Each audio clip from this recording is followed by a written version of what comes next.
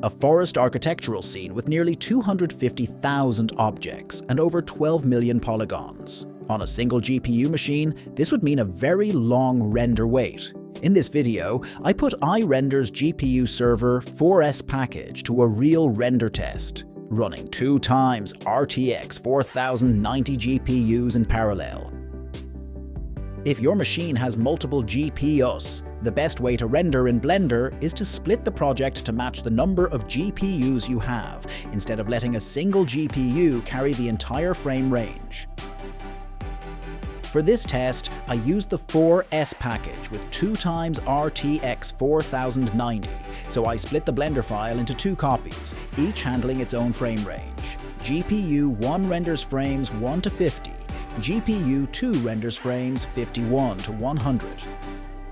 Both GPUs run in parallel, neither one waits on the other. Render settings: Full HD 1920 by 1080 resolution, 100 frames total, 256 samples, noise threshold 0.1. Let's look at the actual render performance on the 4S package. Watch the GPU usage graph. Both GPUs stay at close to 99% load throughout the render, meaning resources are used almost to their full potential, with no GPU sitting idle.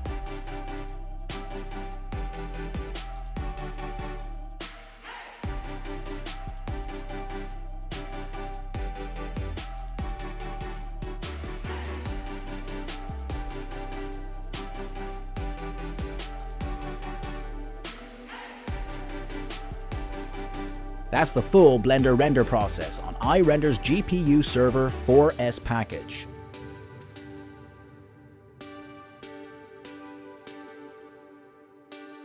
If your project needs the extra speed of 2 GPUs without investing in physical hardware, this package strikes a solid balance between cost and genuine parallel performance. New customers get a 100% bonus on their first deposit within 24 hours of signing up.